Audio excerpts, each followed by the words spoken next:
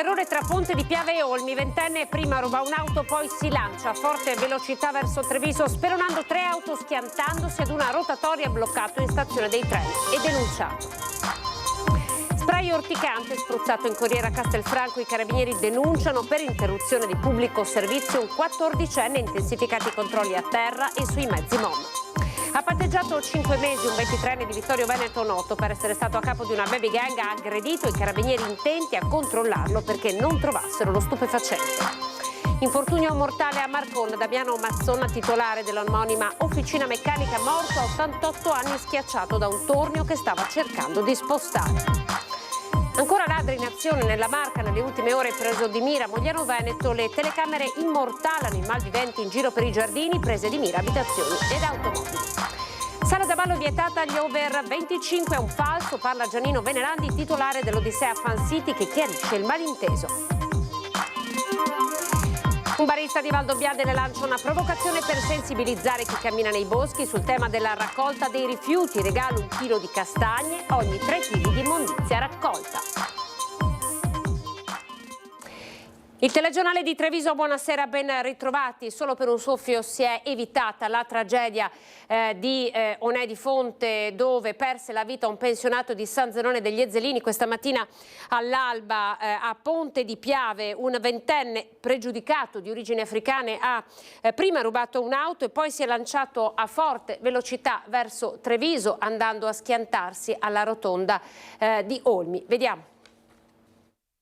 Ha abbandonato in queste condizioni il pick-up della folle corsa lungo la Callalta, iniziata verso le 6:30 a Ponte di Piave e terminata col suo arresto in tarda mattinata in stazione a Treviso. Protagonista un ventenne marocchino residente a Ponte di Piave che questa mattina ha rubato il mezzo parcheggiato davanti ad un bar lungo la strada per Noventa, lanciandosi poi a forte velocità verso Treviso. Una folle corsa lungo la Callalta, scansato dalle auto che procedevano in senso contrario e inseguito dai carabinieri che l'avevano intercettato quasi subito all'altezza di San Biagio, ma anche costellata da urti con 3 auto che procedevano nell'altra corsia, colpite nei sorpassi effettuati nella guida spericolata ad alta velocità. Ma una volta giunto alla rotatoria di Olmi ha prima saltato un cordolo per poi distruggere definitivamente il veicolo contro questo scalino di cemento. A quel punto il ventenne ha proseguito la fuga a piedi, dileguandosi nel traffico, costantemente seguito a distanza dai carabinieri con l'intento di evitare possibili gesti inconsulti, mentre altri rinforzi dell'Arma giunti sul posto prestavano soccorso agli automobilisti feriti negli impatti e evitavano che avvenissero altri incidenti nel caos del traffico bloccato. L'uomo, costantemente a piedi, ha poi raggiunto la stazione di Treviso, dove probabilmente contava di sparire definitivamente rubando un'altra auto, ma non appena ha cercato di forzare una portiera è stato prontamente bloccato dagli agenti della Polfer, allertati della sua presenza dai carabinieri, che poi hanno proceduto all'arresto. Il giovane marocchino è stato denunciato per furto aggravato, danneggiamento, omissione di soccorso e guida senza patente. Apprensione per quanto accaduto, ma anche sollievo per l'arresto e per le lievi conseguenze ai cittadini coinvolti è stato espresso in un comunicato del sindaco di Ponte di Piave Paola Roma, per la quale ora si augura che la giustizia sia implacabile e che questo criminale rimanga in cella a lungo. Siamo a Castelfranco Veneto, lo spray urticante spruzzato in corriere. I carabinieri hanno stretto il cerchio attorno ad un ragazzo, è un 14enne. Sono episodi di intemperanza giovanile che sono ormai ben noti e stamattina proprio abbiamo rafforzato i servizi, i controlli sulle autocorriere nella linea lì a Castelfranco per cercare di contenere il fenomeno. Ha un nome e un volto, ma soprattutto un'età che sorprende. 14 anni appena, il ragazzino che sabato all'ora di punta ha spruzzato dello spray al peperoncino a bordo di una corriera MOM che si trovava al parcheggio della stazione di Castelfranco. Un gesto privo di movente, una bravata messa a segno per poi darsi alla fuga, ma che ha lasciato i passeggeri nel panico. A risalire la sua identità le forze dell'ordine, che hanno acquisito le immagini delle telecamere messe a disposizione da MOM. C'è già un accordo tra noi e la MOM, quindi già forniamo un'attività di controllo pressoché ordinaria e in questo caso ha funzionato. Il 14enne immigrato di seconda generazione sarebbe stato diretto in un comune dell'Alta Padovana dove vive con la famiglia. È comunque imputabile, è stato denunciato per interruzione di pubblico servizio. Protagonista di un altro fatto di cronaca, il 17enne di Dosson di Casier, cui i militari della compagnia di Dosson hanno trovato in camera almeno 80 grammi di hashish. La droga era nascosta in un puff, l'obiettivo venderla ai coetanei. È stato arrestato per spaccio. Il giudice minorile ha stabilito per il ragazzo la misura di permanenza nell'abitazione dei genitori con il permesso di frequentare la scuola. Era affidato invece ai servizi sociali un altro ragazzo, 17enne anche lui all'epoca dei fatti, oggi 23enne. Diversi gli episodi riconducibili a lui e per i quali aveva patteggiato una pena di quasi 4 anni, rapine, lesioni ed alcune estorsioni. Era a capo di una baby gang che aveva seminato il panico a Vittorio Veneto tra i giovanissimi nella zona del Quadrilatero. E proprio mentre stava scontando la messa in prova è stato fermato dai carabinieri per un controllo. Per non far trovare la droga che aveva in tasca ha cercato di scappare colpendo al petto uno dei militari. Arrestato nuovamente, ha patteggiato questa mattina in tribunale a Treviso altri 5 mesi e 10 giorni. L'accusa questa volta è di resistenza pubblico ufficiale. C'è un incidente mortale sul lavoro, siamo a Marcona, a perdere la vita il titolare di un'officina di 88 anni travolto da un tornio. Questa mattina, intorno alle 11, Damiano Mazzon, un uomo di 88 anni, ex titolare di un'autofficina a Marcona, ha perso la vita in un tragico incidente sul lavoro. L'incidente è avvenuto presso l'officina situato sotto la casa dell'anziano in via Bellini. Mentre cercava di spostare un tornio, Mazzon è stato travolto dal pesante macchinario, riportando ferite gravissime che si sono rivelate fatali. L'88enne, che aveva da tempo lasciato la gestione dell'officina a un figlio, si trovava comunque spesso in azienda. Questa mattina io ero dentro in ufficio e ho sentito un tonfo, e dopo stava spostandosi appunto questo macchinario e dopo non so sinceramente le dinamiche. Io sono andato là, ho visto la scena e dopo non si poteva più fare niente. Perché lo voleva spostare? Da come ho capito era da buttare via perché non si usava più, si è buttato a ferro vecchio. Immediatamente sono scattati i soccorsi, i vigili del fuoco di Mestre sono intervenuti per mettere in sicurezza l'area e liberare l'anziano dal macchinario. I sanitari del 118, accorsi subito sul posto, hanno prestato le prime cure, ma le condizioni dell'uomo sono apparse subito critiche. Purtroppo non c'è stato nulla da fare per salvarlo. L'incidente ha attivato anche i tecnici dello Spisal per i rilievi del caso e per accertare la dinamica dell'incidente che ha scosso profondamente la comunità di Marcona. È una famiglia molto conosciuta in paese, tra l'altro come avete visto l'attività commerciale è proprio nel centro, nel cuore della frazione di Gaggio, una famiglia davvero unita e su cui tutta la popolazione di Marcona conosce e stima. La scarpa del nonno giace a terra lì dove Mazzon amava passare del tempo, accanto il nipote disperato consolato da amici e parenti. Non è la prima tragedia che colpisce la famiglia Mazzon. Nel 2008 la moglie di Damiano, Maria Ornella Guerra, perse la vita in un incidente stradale sulla bretella Miralanza. Era col carro attrezzi qua dell'officina a Mira e praticamente ha fatto uno scontro frontale, è morta la moglie. E che però aveva superato grazie appunto all'appoggio dei figli che sono sempre presenti, è veramente una famiglia unita. L'anziano lascia 3 figli, Romina, Roberta e Riccardo. Torniamo a Treviso, è stato rintracciato e denunciato il pluripregiudicato che nel dicembre del 2022 a Treviso aveva sottratto bracciale e collana d'oro ad un anziano con la tecnica dell'abbraccio. Finora era risultato irreperibile sul territorio nazionale. Si era spacciato per infermiere avvicinando per strada un 75enne che stava portando a passeggio i cani. Con la tecnica dell'abbraccio lo aveva cinto, riuscendo a sottrargli un bracciale e una collana d'oro del valore di diverse centinaia di euro. L'episodio era però avvenuto sotto gli occhi di un poliziotto della questura di Treviso che alle grida di aiuto del pensionato era intervenuto vedendo in volto l'individuo e memorizzando il numero di targa dell'auto con cui il malvivente era fuggito. Ora, a distanza di quasi 2 anni da quei fatti, era il 7 dicembre 2022, la squadra mobile ha rintracciato e denunciato l'uomo, un pluripregiudicato di 56 anni. All'identità del soggetto, la polizia, che aveva subito avviato le indagini coordinate dalla Procura della Repubblica, era arrivata di lì a pochi giorni, ma il ladro risultava però irreperibile sul territorio nazionale. Rintracciato finalmente nelle ultime ore, è stato denunciato all'autorità giudiziaria. 3 blitz tra maggio e giugno del 2018, 3 agguati al vicino di casa, perseguitato con lettere minatorie e aggredito con lo spray urticante. Una pensionata di 83 anni di Castelfranco Veneto è stata condannata a 2 anni di reclusione per stalking e lesioni ai danni dell'uomo che abita nell'appartamento accanto a quello dell'anziana. La vittima si è costituita parte civile nel procedimento. A lungo tra i due vicini c'erano state discussioni e litigi, poi lei ha iniziato con gli atti persecutori, le minacce, addirittura aggressioni, tanto da mandare il malcapitato al pronto soccorso. La cronaca ora ci fa spostare a Mogliano. I ladri sono in azione nella Marca ancora. Mogliano, comune preso di mira nelle ultime ore. Ombre sospette nel buio, sconosciuti che tentano di entrare nelle abitazioni, ladri col passamontagna che si aggirano nei giardini delle case. Nella Marca sono episodi che si ripetono, gli ultimi in ordine di tempo a Mogliano Veneto, con alcuni tentativi di furto sventati ad esempio dall'abbaiare dei cani o con le auto parcheggiate in giardino svaligiate dai ladri. Mogliano era appena stata martoriata già da 4-5 furti un paio di giorni fa e ci troviamo questa notte a 4-5 tentativi di furti con tanto di foto di questi malintenzionati nei giardini, e quindi è normale che la gente dice: se ho fatto un'estate difficile, adesso il preambolo è questo, fra poco mi cambia l'ora, è complesso da gestire anche mentalmente per le persone che sono a casa. L'invito per chi subisce queste odiose esperienze è di presentare denuncia alle forze dell'ordine, che così possono organizzare meglio il controllo del territorio. Con il cambio dell'ora in arrivo e il buio già da metà pomeriggio occorre più attenzione. E le tenebre quando arrivano poi aiutano i delinquenti a un po' confondersi nel buio, quindi comincia il famoso orario in cui si sposta e i furti arrivano dalle 6 in poi, quindi più segnalazione tra di noi, tra vicini, andare a tenere accesa la luce, come si dice,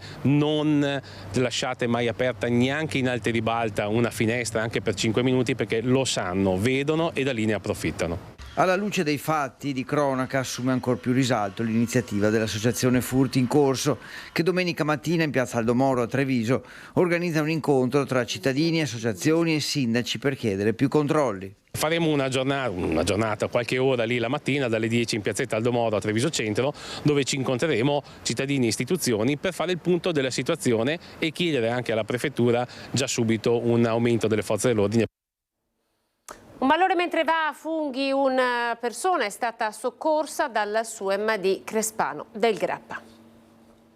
È stato necessario l'intervento del SUEM di Crespano con automedica e autoambulanza di Pedemontana Emergenza per salvare un fungaiolo. L'uomo ha avuto un malore mentre era nel bosco in via Valli a Fonte. L'equipe sanitaria e il medico hanno raggiunto l'uomo guardando un piccolo torrente con l'assistenza anche dei vigili del fuoco per supporto nelle azioni di recupero. Il fungaiolo è stato soccorso e trasportato all'ospedale di Castelfranco Veneto per i controlli del caso. Dall'allerta gialla all'allerta arancione si aggravano le previsioni per l'ondata di maltempo che da oggi a domenica investirà il Veneto. La regione sarà interessata dal persistere di una circolazione ciclonica, una prima fase associata al veloce passaggio di un intenso impulso perturbato tra la serata di oggi e il primo pomeriggio di domani. Sono previste precipitazioni diffuse più consistenti sulle zone montane e pedemontane, con fenomeni anche a carattere di rovescio e locale temporale. Rinforzi di scirocco in quota e sulla costa, specie nella prima parte di domani. In seguito probabile nuova fase perturbata tra sabato e la prima metà di domenica. Siamo alla politica con la dura opposizione dei Dem alla manovra. Più cauto Mario Conte, presidente di ANCI Veneto, che dice i tagli ai comuni saranno da quantificare. Manovra sulla sanità, c'è chi parla già di bluff. Le 30.000 assunzioni, il rinnovo dei contratti, la detassazione delle indennità di specificità, traguardi ambiziosi ma irraggiungibili senza un adeguato incremento di spesa. Promesse mancate per il Partito Democratico del Veneto, che si aggiungono al DDL liste d'attesa che giace privo di investimenti. Così il segretario Dem Veneto Andrea Martella, che ha annunciato per sabato l'assemblea congiunta del Partito Democratico sull'autonomia per le regioni Veneto, Piemonte e Lombardia, e che oggi ha duramente criticato la manovra. Ci sono solo 900 milioni, cioè anche nella nostra regione arriverà pochissimo. Ho visto che c'è la protesta dei medici, delle associazioni, che dicono di fatto che ormai il Ministero della Sanità è un ministero senza portafoglio, ma deve essere chiaro che senza risorse e senza un investimento sulla sanità pubblica non si danno le cure ai cittadini. Solo proroghe e bonus per Martella, che ha ricordato lo sciopero nazionale delle prossime ore che coinvolgerà il mondo dell'automotive, delle scuole, dei trasporti. Noi abbiamo un trasporto pubblico locale con grandi problemi, è sottofinanziato in Veneto e questo determina delle risposte precarie ai pendolari, agli studenti.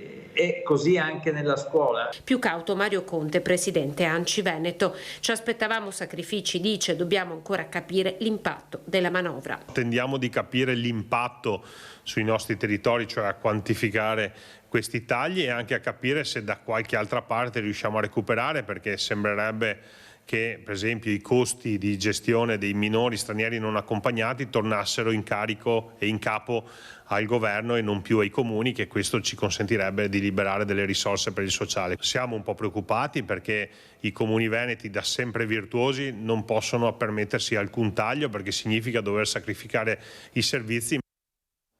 Siamo alla crisi della Berco, convocato un consiglio comunale d'urgenza a Castelfranco per sabato mattina alle ore 9, confermati 480 licenziamenti a Copparo, mentre sembrano salvi per ora i lavoratori di Castelfranco. L'azienda ha disdetto però il contratto integrativo, notizia che ha portato alla decisione di indire uno sciopero immediato. Informazioni arrivate a sindacati e lavoratori questa mattina con gli operai usciti dallo stabilimento. Preoccupazione dunque a tutti i livelli, compreso quello politico, tanto da convocare appunto il Consiglio straordinario con unico punto dall'ordine del giorno: la situazione della Berco. Progettare il verde pubblico guardando all'architettura cittadina e ai cambiamenti climatici è il progetto Atlas tra Comune di Treviso e Università Ca' Foscari, che punta a scelte attuali per evitare che diventino in futuro errori come per i pini marittimi di Via Battisti.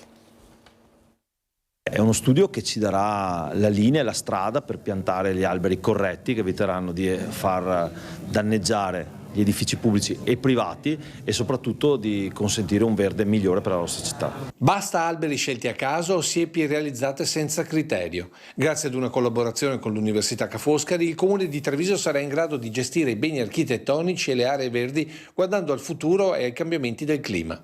Una gestione avveduta che guarda in prospettiva negli anni sia nella scelta delle essenze ma anche sulla collocazione in relazione allo sviluppo, ma anche a ciò che sta attorno. L'esempio pratico sono le mura. Noi saremo in grado alla fine del progetto di capire quali specie sono più indicate per le mura in particolare, per evitare che frammenti vegetali che possono accumularsi sulle superfici e alla lunga portare a un loro deterioramento. L'idea è di capire quanto la presenza arborea possa influire all'aspetto ad esempio della superficie e quindi quanto possa magari attivare dei processi di trasformazione di questi materiali, che poi significa dover intervenire ovviamente con manutenzioni, con puliture, quindi diciamo capire qual è il rapporto tra specie arborea e superfici architettoniche. Treviso, con la francese Grenoble e la spagnola Valencia, è la città pilota in Europa per questo progetto che, oltre a migliorare la difesa climatica del territorio, eviterà di piantare alberi e arbusti senza pensare alle conseguenze,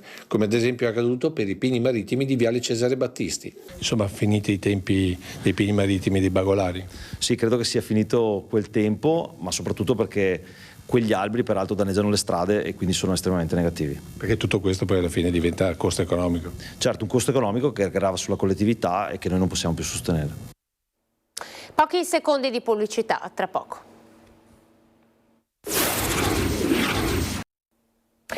Buonasera, ben ritrovati con il telegiornale di Treviso. Ripartiamo con il caso dell'Odissea Fan City, la discoteca di Treviso. Non c'è stato alcun divieto, nessuna sala da ballo vietata agli over 25 è un falso. Sono le parole di Giannino Venerandi, titolare dell'Odissea Fan City, che chiarisce il malinteso.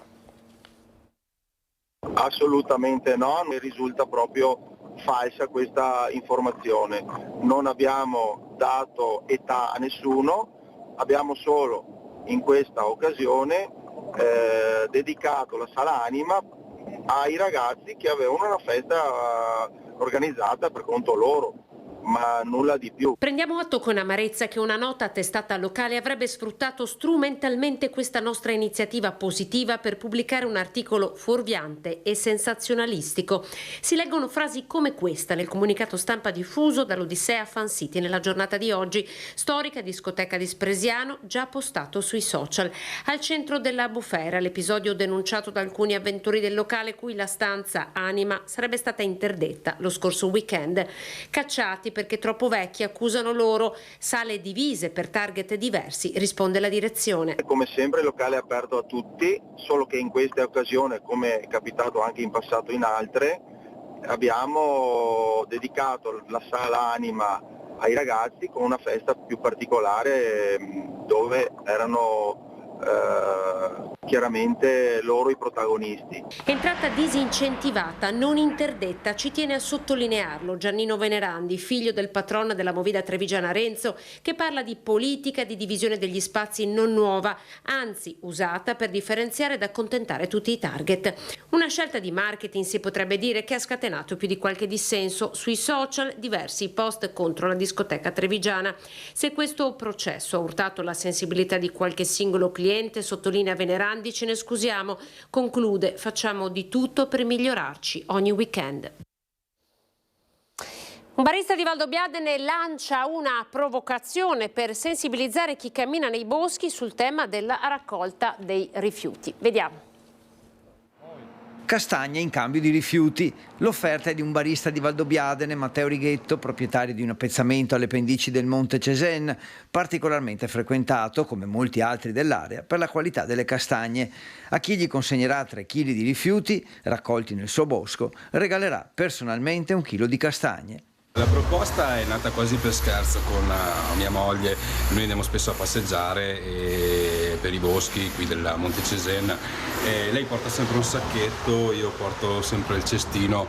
E cosa succede? Tra una castagna, un funghetto, si raccoglie una lattina, si raccoglie una bottiglia.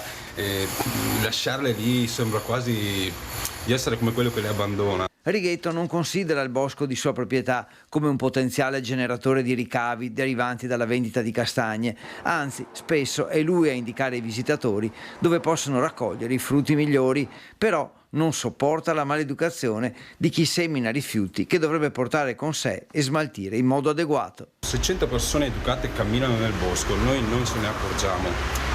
Ma se una persona non educata cammina per il bosco, 100 persone se ne accorgono. La mia è una provocazione, ma ovviamente se volete venire a fare qualche passo con me, raccogliamo qualcosa e le castagne le do volentieri. Esperienze di giustizia riparativa tra studenti. È stato presentato questa mattina all'auditorium della provincia di Treviso il risultato.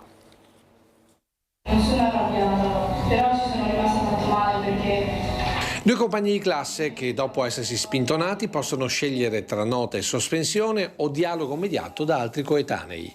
E questo è un esempio pratico di giustizia riparativa giovani proiettato alle scuole presenti a Sant'Artemio nel giorno della presentazione delle prime esperienze di mediazione in diverse scuole anche della Marca, come le Stefanini a Treviso, Liceo Berto Mogliano o quello della Vittoria Vittorio Veneto. Questa mattina erano presenti molti dirigenti scolastici incuriositi da questo percorso perché sta dando risultati importanti proprio nella risoluzione dei conflitti e nel far imparare ai ragazzi il dialogo. Una pratica utilizzata nella giustizia come percorso complementare per aiutare i detenuti.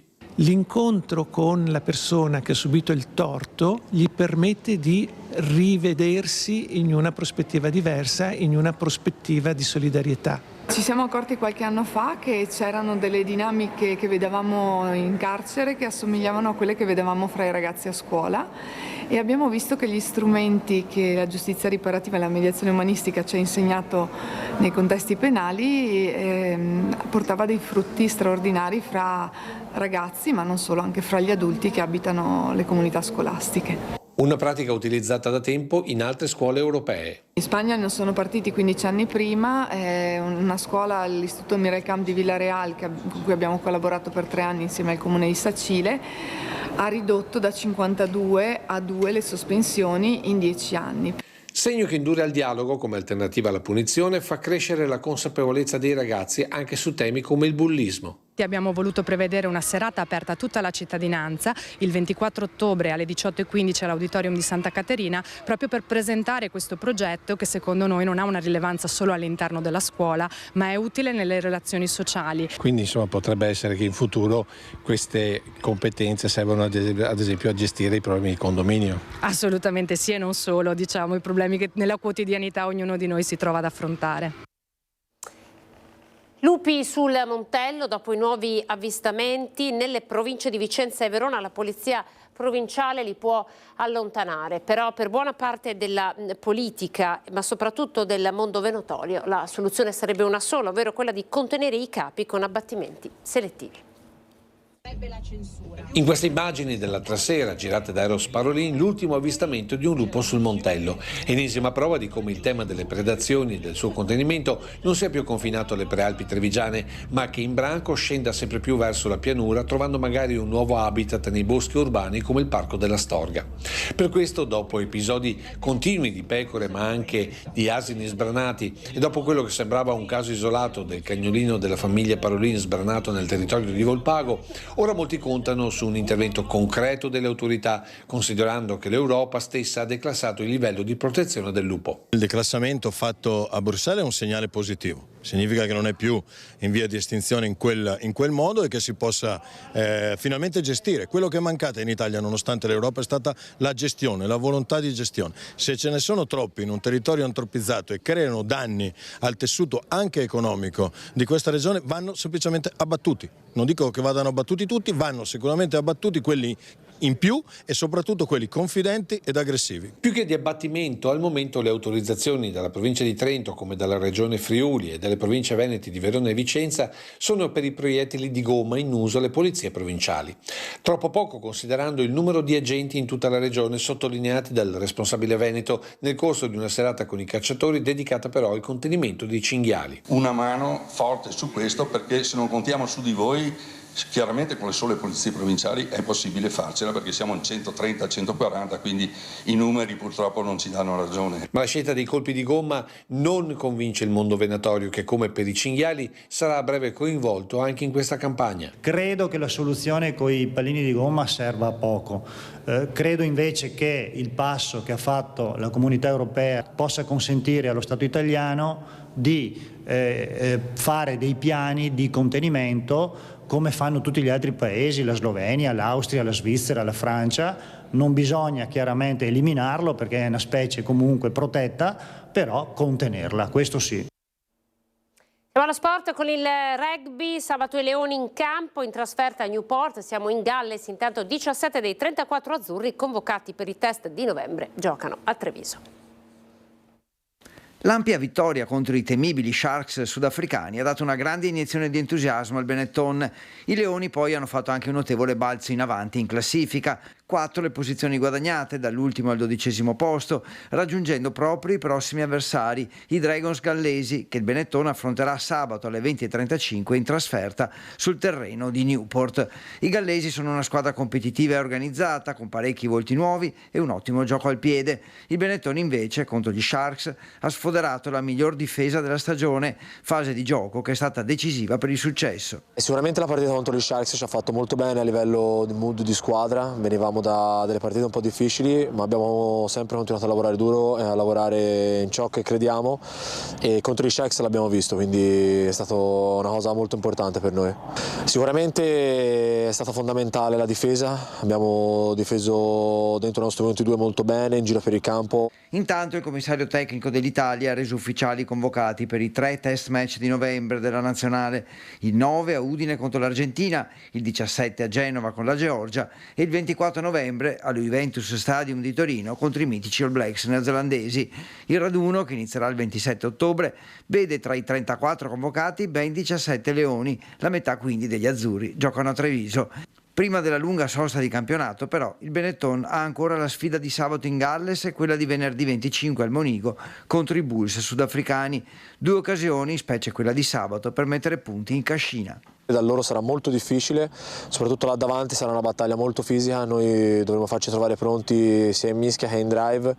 Abbiamo studiato bene quali possono essere le loro debolezze e i loro punti di forza e siamo pronti. Concerto Memorial Damiano Longhin sabato sera alle 20:30 nella chiesa antica di Pieve di Sant'Andrea di Bigonzo. Siamo a Vittorio Veneto, dedicato al giovane di Serravalle morto nel 2008 per un tumore da soli 25 anni. Ad esibirsi il coro Don Giovanni della Giustina di Vittorio Veneto e il Collins Shores di Budoia. L'evento è promosso da Rotary e AIL con la fattiva collaborazione della famiglia di Damiano, affetto da linfoma di Hodgkin, che alla sua morte lasciò nel dolore il papà Paolo e la mamma Riccardina, la sorella, gli zii e i cugini. Il ricavato del concerto sarà devoluto al reparto di ematologia dell'ospedale Cafoncello di Treviso. Siamo alle notizie di Belluno. La cronaca in apertura: 5 cittadini stranieri di età compresa tra i 26 e i 47 anni residenti nel bellunese e con regolare permesso di soggiorno sono stati denunciati dalla squadra di polizia giudiziaria della Polstrada del capoluogo perché trovati in possesso di patenti di guida emesse dalle autorità della Polonia ma risultate contraffatte. Articolata l'attività di indagine che ha consentito di accertare le patenti perfettamente falsificate venivano utilizzate illecitamente per aggirare le procedure di conversione del documento di guida europeo posseduto in equivalenti titoli italiani. Ora gli investigatori stanno cercando di risalire ai responsabili del mercato delle patenti contraffatte, di cui esiste ampia documentazione nei siti online e sulle più note piattaforme di social. Viabilità su gomma e rotaia in provincia di Belluno. La croce per i residenti e turisti sta per diventare delizia grazie alla conclusione dei cantieri che complessivamente valgono oltre 2 miliardi di euro. L'assessora regionale ai trasporti Elisa De Berti dice: puntiamo al miglioramento delle qualità del servizio e così della vita dei cittadini. Riqualificazioni delle stazioni, interventi sulle linee ferroviarie e sulla viabilità primaria della provincia di Belluno, che l'assessora regionale Elisa De Berti definisce fra le più frizzanti in Veneto per gli investimenti. Un'attenzione diffusa in un territorio in cui il fabbisogno di mobilità è ancora alto. Ci sono tanti investimenti in corso con l'elettrificazione e il completamento dell'anello delle Dolomiti. Sapete che stanno andando avanti e non vedo l'ora veramente di poter vedere di nuovo in circolazione il diretto Padova-Belluno, perché nel dicembre 2015 fui io ad autorizzare la rottura di carico, ma perché la situazione non era più sostenibile. Dalle linee ferroviarie alla viabilità con le principali direttrici interessate dai cantieri delle opere olimpiche. Tenete presente che solo sulla 51 ANAS investe più di 1 miliardo di euro, siamo sul 1,2 miliardi tra variante di Longarone, variante di Cortina che non è totalmente finanziata, ma il governo si è impegnato a finanziarla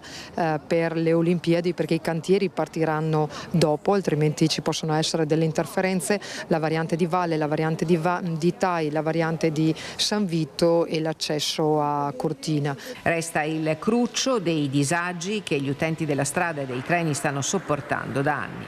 I lavori creano disagio, però il disagio a volte è obbligatorio per poter avere un miglioramento della qualità del servizio, della qualità della vita a fine lavori. Quindi insomma cerchiamo di portare a termine questi investimenti che sono stati avviati, che non è facile, e puntiamo comunque ad altri obiettivi. Fra gli obiettivi futuri ci sono certamente le migliorie richieste anche in un recente incontro a Roma fra il presidente della provincia Padrin e il ministro Salvini della 203 a Gordina. La provincia di Belluno deve fare solo una cosa: dire qual è la priorità, perché ovviamente non possiamo ogni mese avere una priorità diversa. Se fatti questi investimenti la priorità diventa per la provincia di Belluno la Gordina, concentriamo tutte le nostre forze sulla Gordina e lavoriamo lì.